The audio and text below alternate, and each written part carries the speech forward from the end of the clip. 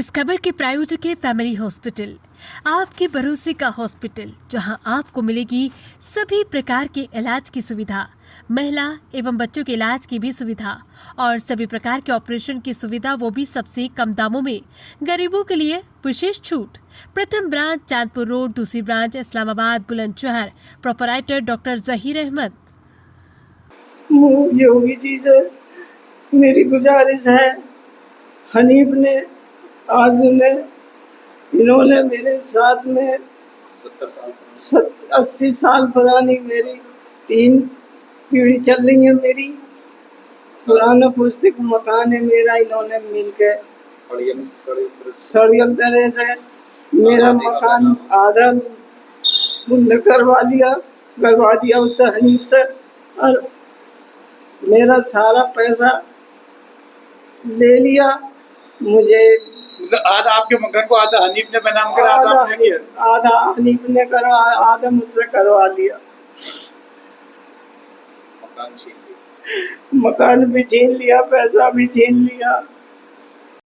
पीड़ित विधवा महिला से 40 लाख रुपए हड़पे। पीड़ित ने न्याय के लिए जिले के मुखिया एसएसपी की चौखट खटखटाई। बुलंदशहर के थाना कोतवाली देहात क्षेत्र के गांव गंगेरुआ में एक 75 वर्षीय बुजुर्ग महिला ने बताया कि गांव के कुछ दबंग और भूमाफियाओं ने उसका पुश्तैनी मकान डरा धमकाकर बिकवा दिया। और मजे की बात तो ये है कि उस मकान के आधा हिस्से का बेनामा फर्जी तरीके से हनीफ से करवाया। ये झाझर रोड है, ये हमारी यहाँ से इस कोने से मातलक जगह है, और ये 3 दुकान बनी हुई हैं जिसका हम पर जजमेंट भी है। कुछ लोग इसे 333 करते हैं, कभी कहते हैं 32 है। ये 3 दुकान इधर है, ये हमारे घर का रास्ता है, ये खाली जगह पड़ी है हमारी, लैट्रिन बाथरूम है, ये कमरे बने हुए हैं।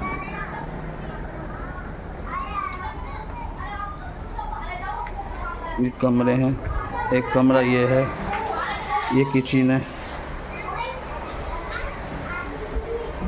ये इधर वाला भी घर हमारा है। ये पल्ली तरफ 3 दुकान पल्ली तरफ है, 3 दुकान इधर है। कुछ लोग जो है इसे खाली प्लॉट का कब्जा दिखा रहे हैं, और हमने एक गवाही दी थी, चारों माँ बेटों ने खाली प्लॉट की। लोग इसे हड़पना चाह रहे हैं, इसका बैनामा करवाना चाह रहे हैं, जबकि इसका हम पर जजमेंट भी है। और जो ज़मीन ली गई है वो यहाँ से 150 मीटर इधर साइड ली गई है, जहाँ पे 4 हिस्सेदार हैं, रुखसाना, अय्यूब, हनीफ और आसमम्मा। 3 भाइयों का हिस्सा वहाँ है, और खाली प्लॉट दिखा के हमारी गवाही लगवा के और इस वाले प्लॉट का बैनामा करवा लिया गया है फर्जी तरीके से। और मौके पर मकान दुकान बनाना ये वह मगर बेनामा खाली प्लॉट का कराया। उसके बाद किस तरह से विधवा बुजुर्ग महिला से 40 लाख हड़पे, खुद सुने पीड़िता की जुबानी। उत्तर प्रदेश के बुलंदशहर के एक गांव की एक पीड़ित बुजुर्ग महिला आज मेरे साथ स्टूडियो मौजूद है। क्या समस्या है जानते हैं। आज क्या नाम है आपका? मेरा नाम रेजा। अच्छा रेजा, हाँ। कहाँ की रहने वाली हो आप? गंगेरे की। अच्छा, गंगेरा जो कोतवाली देहात में पड़ता है। हाँ। अच्छा माँ जी, ऐसा क्या हुआ जो आज आप एसएसपी साहब आए, आपने प्रार्थना पत्र दिया है? मेरे साथ ये करा है इन्होंने, 70-80 साल का मेरा मकान बना हुआ है, मेरी दादा लाई जमीन है, रेजा मेरा नाम है। मुझे डराते धमकाते 14 साल हो गई, और 14 साल कौन डराता धमकाता? कौन लोग हैं वो? यही बदमाश लोग हैं, वो माफिया हैं ये। नाम जानते हो उनके? जान 2 एकों का जानती हूँ मैं। आशु प्रधान है, हनीफ है, और खालिद है, और एक ब्रजेश प्रधान है। बाकी औरों को मैं नहीं जानती हूँ। अच्छा, 3 लाख ये 14 साल तक लगभग आपको प्रताड़ित कर रहे थे। हाँ, अब जो पैसा मैं डरा के मैं देती रही हूँ। अब 19 लाख तो इन्होंने मेरे खाते में करवा लिया। अच्छा, अब क्या हुआ? मतलब आपका वो मकान बिकवा दिया? मैंने बिकवा दिया, इन्होंने ही तो मेरा मकान बिकवा दिया। अच्छा, मकान बिकवा दिया। मकान बिका कितने दिया। दिन पहले मकान बिका? लगभग उसमें बिका है कितने दिन हो? 3 महीने पहले लगभग। अच्छा, 3 महीने में फिर क्या हुआ? इन्होंने मकान भी बिकवा दिया, जो लेने वाला उसके साथ ये मिले रहे और मेरा मकान भी बिकवा दिया और उन्हीं से मेरा पैसा सारा ले लिया जो भी कुछ है। अच्छा, किस किस ने कैसे कैसे ले लिया थोड़ा बताएंगे? ये सब ये 4 नाम जो मैंने बताए हैं, हाँ। इन्होंने खाते से भी लिया है पैसा। कितने लिया खाते से? 19,50,000 तो खाते से गए, ठीक है। 7.5 लाख गए, आंसू ने कैश लिया है, हनीफ ने दिया 7.5 हनीफ ने बैंक से लिया है और 2-2.5 लाख कैश लिया। 2.5 यानी कि लगभग आपके जो है 40 लाख करीब जो है आपसे लोगों ने ले लिया है। और जो बेनामे में पैसा लगा उसमें से भी आधा काट लिया और कमीशन का भी आधा काट लिया। मेरा ही अब पैसा। क्या क्या चाह रही हो आप आज एसएसपी साहब से क्या चाहती हो? मैं ये चाहती हूँ कि एक तो मुझे मेरे मानने की है, वो जो धमकी दे रहे हैं मेरे बच्चों को, मैं ये चाहती हूँ कि मेरा न्याय करें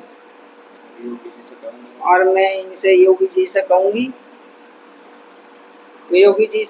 मैं कि मेरा न्याय करें, मेरा पैसा मुझे मिल जावे और मेरे बच्चों की और मेरी मदद करें। जिन पीड़ित महिला ने बताया, अब मैं बेवा औरत हूँ, मैं जब 25 साल बेवा को हो गए, मैंने छोटे छोटे बच्चे पाले, मजदूरी करके वो भी मेरे सब लूट लिए। चलिए, पीड़ित महिला अब उनके बेटे हैं, उनसे भी जान लेते हैं। हम आप थोड़ा उधर हो जाएं, बेटे आप इधर आ जाएंगे। क्या नाम है आपका? मेरा नाम मोहम्मद सोनू। कहाँ के रहने वाले हो? मेरे से रहना। अच्छा सोनू, जैसे ये आपकी माँ है रेजा, इन्होंने बताया कि पुश्तैनी मकान था, कुछ लोग इनको डरा धमका के उस मकान को बिकवा दिया और बिकवाने के बाद इन बता रहे कि इनसे कुछ पैसा वगैरह ले लिया। तो क्या पूरा घटनाक्रम है, किस तरह से ये बुरी बुजुर्ग महिलाएं बता नहीं पा रही, तो आप बताएं सच में क्या पूरा घटनाक्रम हुआ? सर 19,50,000 रुपये तो एक ट्रांसफर कराया है, 4 लाख रुपए एक कैश लिया है और 7.5 लाख रुपए हनीफ ने लिया है, 7.5 लाख रुपए आंसू ने लिया है। जो 4 लाख उन्होंने ट्रांसफर करवाया उसमें खालिद मुख्तियार प्रधान का लड़का है, एक आंसू प्रधान है, एक छोटा आंसू है और एक खालिद है, वो है ब्रजेश प्रधान। सॉरी, अच्छा 4-5 लोग, 4-5-5-6। अच्छा ये 4 लाख की जो आपको मुझे ट्रांसफर कराया, इसकी टेंशन है आपके पास? RTGX नंबर सब इनके हमारे पास। 19 लाख कैसे लिए? 19 लाख हमारे छोटे छोटे बच्चे थे, उन्हें गन पॉइंट पे लेके ले लिया, अम्मा को लेके गए कि हमारे पैसे ट्रांसफर कर दो। उनके गुर्गेओं ने हमारे बच्चों को हथियारों से लैस थे, उन्हें डरा धमका दिया, उन्हें अपने एवज में ले लिया और अम्मा को लेकर चले गए, पैसे ट्रांसफर करवा लिए।